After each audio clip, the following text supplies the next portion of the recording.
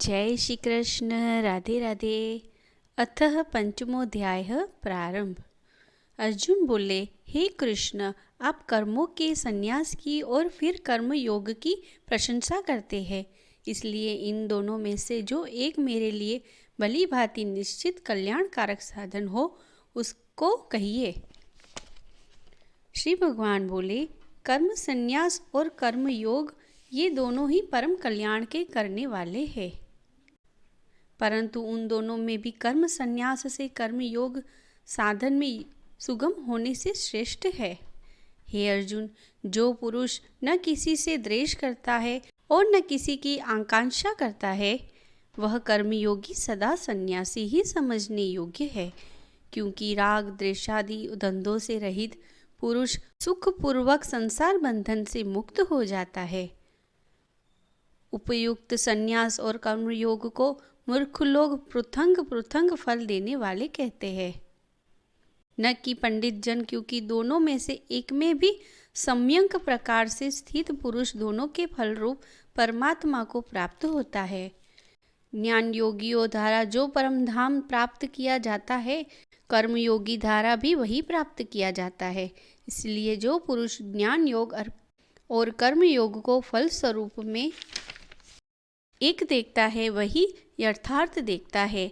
परंतु हे अर्जुन, कर्म योग के बिना संन्यास अर्थात मन, इंद्रिय और शरीर द्वारा होने वाले संपूर्ण कर्मों में कर्तापन का त्याग प्राप्त होना कठिन है, और भगवत स्वरूप को मनन करने वाला कर्मयोगी परम ब्रह्म परमात्मा को शीघ्र ही प्राप्त हो जाता है, जिसका मन अपने वश में है, जो जितेंद्रिय एवं विशुद्ध अंतकरण वाला है, और संपूर्ण प्राणियों का आत्मरूप परमात्मा ही जिसका आत्मा है। ऐसा कर्मयोगी कर्म करता हुआ भी लिप्त नहीं होता।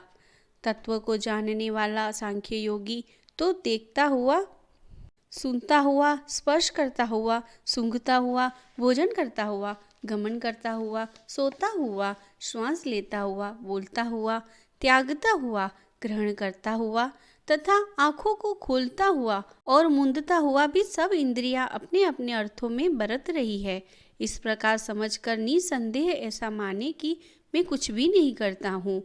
जो पुरुष सब कर्मों को परमात्मा में अर्पण करके और आसक्ति को त्याग कर कर्म करता है, वही पुरुष जल से कमल के पत्ते की भांति पाप से लिप्त नहीं होता।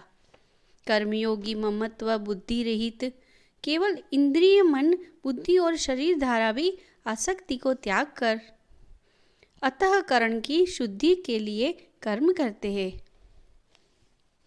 कर्मयोगी कर्मों के फल का त्याग करके भगत प्राप्ति रूप शांति को प्राप्त होता है, और सकाम पुरुष कामना की प्रेरणा से फल में आसक्त होकर बंधता है। अंतःकरण जिसके वश में है, ऐसा सांख्य योग का आचरण करने वाला पुरुष न करता हुआ और न करवाता हुआ ही नवधारों वाले शरीर रूप घर में सब कर्मों को मन से त्याग कर आनंद पूर्वक सच्चिदानंद घन परमात्मा के स्वरूप में स्थित रहता है।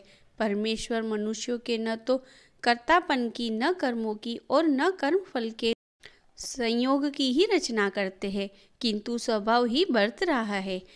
सर्वव्यापी परमेश्वर भी न किसी के पाप कर्मों को और न किसी के शुभ कर्मों को ही ग्रहण करता है, किंतु अज्ञान के द्वारा ज्ञान ढका हुआ है, उसी से सब अज्ञानी मनुष्य मोहित हो रहे हैं।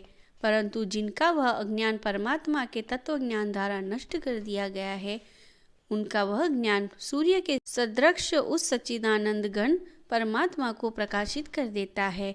जिनका मन तद्रुप हो रहा है, जिनकी बुद्धि तद्रुप हो रही है, और सच्चिदानंद घन परमात्मा में ही जिनकी निरंतर एक ही भाव में स्थित है, ऐसे तत्परायण पुरुष ज्ञान के द्वारा पापरहित होकर अपुनरावृत्ति को अर्थात परम गति को प्राप्त होते हैं।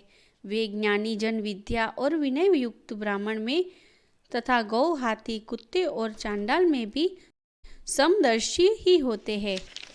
जिनका मन स्वभाव में स्थित है, उनके द्वारा इस जीविका अवस्था में ही संपूर्ण संसार जीत लिया गया है, क्योंकि सच्चिदानंद घन परमात्मा निर्दोष और सम है। इसी से वे सच्चिदानंद घन परमात्मा में ही स्थित है। जो पुरुष प्रिय को प्राप्त होकर हर्षित नहीं हो और अप्रिय को प्राप्त होकर उद्विग्न न हो, वह स्थिर बुद्धि संशय रहित ब्रह्मवेत्ता पुरुष सच्चिदानंद घन परम ब्रह्म परमात्मा में एक ही भाव से नित्य स्थित है। बाहर के विषयों में आसक्त रहित अंतःकरण वाला साधक आत्मा में स्थित जो ध्यान जनित सात्विक आनंद है उसको प्राप्त होता है। तदंतर वह सच्चिदानंद घन परम ब्रह्म परमात्मा के ध्यान रूप योग में अभिन्न भाव से स्थित पुरुष अक्षय आनंद का अनुभव करता है। जो ये इंद्रियां तथा विषयों के संयोग से उत्पन्न होने वाले सब भोग है, यद्यपि विषय पुरुषों को सुख रूप भासते हैं तो भी दुख के ही हेतु है और आदि अनंत वाले अर्थात अनित्य है। इसीलिए हे अर्जुन, बुद्धिमान विवेकी पुरुष उनमें नहीं रहता। जो साधक इस मनुष्य शरीर में शरीर का नाश होने से पहले पहले ही काम क्रोध से उत्पन्न होने वाले वेग को सहन करने में समर्थ हो जाता है, वही पुरुष योगी है और वही सुखी है। जो पुरुष अंतरात्मा में ही सुख वाला है, आत्मा में ही रमण करने वाला है तथा जो आत्मा में ही ज्ञान वाला है, वह सच्चिदानंद घन परम ब्रह्म परमात्मा के साथ एक ही भाव को प्राप्त सांख्य योगी शांत ब्रह्म को प्राप्त होता है, जिनके सब पाप नष्ट हो गए हैं, जिनके सब संशय ज्ञान के द्वारा निवृत्त हो गए हैं, जो संपूर्ण प्राणियों के हित में रत है और जिनका जीता हुआ मन निश्चल भाव से परमात्मा में स्थित है, वह ब्रह्मवेत्ता पुरुष शांत ब्रह्म को प्राप्त होते हैं। काम क्रोध से रहित जीते हुए चित्त वाले पर ब्रह्म परमात्मा का साक्षात्कार किए हुए ज्ञानी पुरुषों के लिए सब ओर से शांत पर ब्रह्म परमात्मा ही परिपूर्ण है। बाहर के विषय भोगों को न चिंतन करता हुआ बाहर ही निकाल कर और नेत्रों की दृष्टि को भ्रुकुटी के बीच में स्थित करके तथा नासिका में विचरने वाले प्राण और अपान वायु को सम करके जिसकी इंद्रिया मन और बुद्धि जीती हुई है, ऐसा जो मोक्ष परायण मुनि इच्छा भय और क्रोध से रहित हो गया है, वह सदा मुक्त ही है।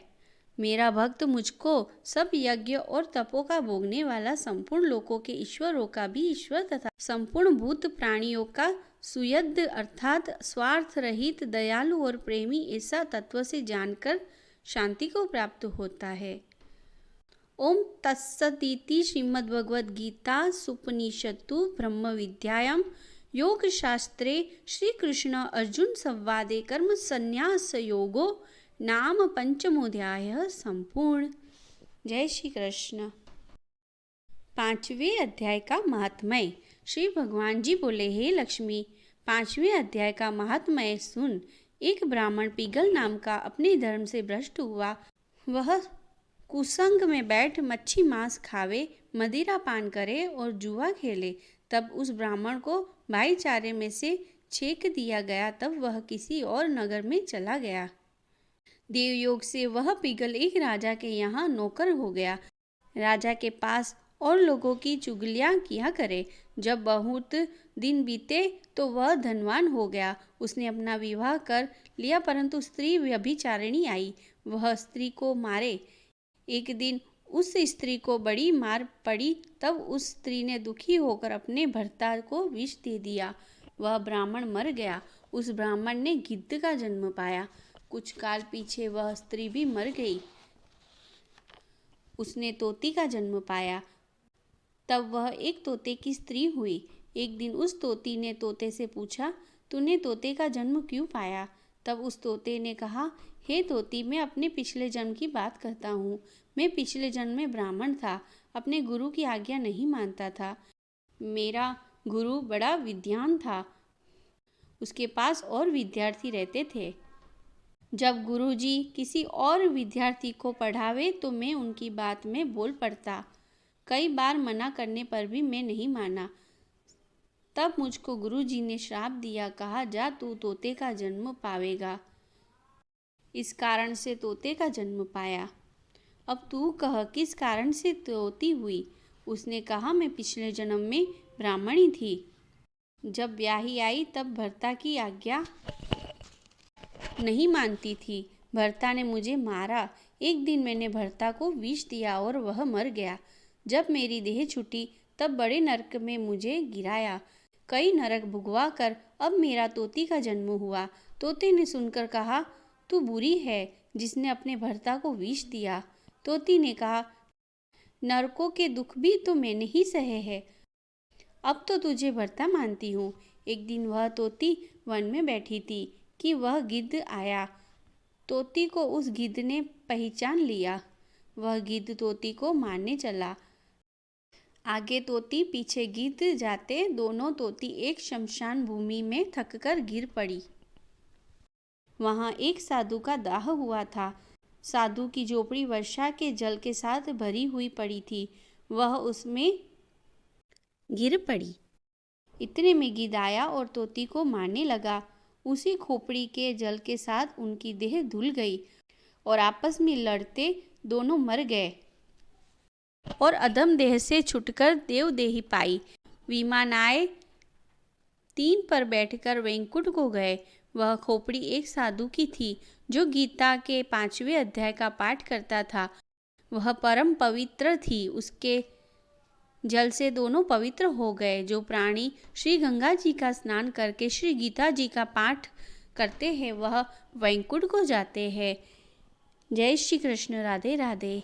जो यह पाठ सुनने में आपको आनंद आया हो तो प्लीज़ मेरी चैनल को सब्सक्राइब कर दीजिएगा और यह वीडियो को लाइक और शेयर कर दीजिएगा। धन्यवाद।